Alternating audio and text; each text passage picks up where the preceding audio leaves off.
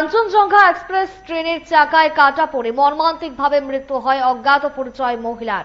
তার বয়স আনুমানিক 22 বছর হবে। ঘটনা বৃহস্পতিবার উদয়পুর খিলপাড়া নানুয়া দিঘির পার এলাকায়। স্থানীয়রা মহিলাকে রেল লাইনের পাশে পড়ে থাকতে দেখে জিআরপি কে খবর দেয়। ছুটে আসে রেল পুলিশের আধিকারিক। তারা মহিলার মৃতদেহ উদ্ধার করে মর্গে পাঠিয়ে দেন।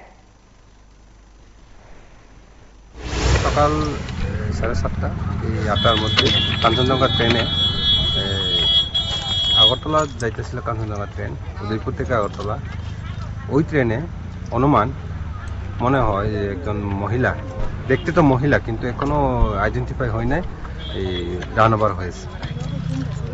আমি ওসি আরকেপুরে ইনফর্ম করেছি এবং ওসি আরকেপুর ওমেন পিএসে ইনফর্ম করেছি। ওমেন পিএস স্টাফ আসছে, তারা আসলে কেসটা ইনভেস্টিগেশন করবে।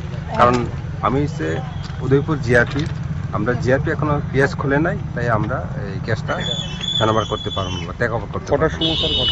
ঘটনাটা অনুমান 7:30। ওই কাঞ্চন ট্রেনটা এখানে 7:25 গিয়েছিল, ওই ট্রেনটাই অনুমান এখানে দীর্ঘ লং হরন দিয়েছিল, কিছুক্ষণ দাঁড়িয়েছিল কাঞ্চনটা। তো এরপরে আমার এসএসএ মেমো দিয়েছে, তো আমি এখানে এসেছি, স্পটে এলাম, দেখলাম একজন ডেড বডি আননোন।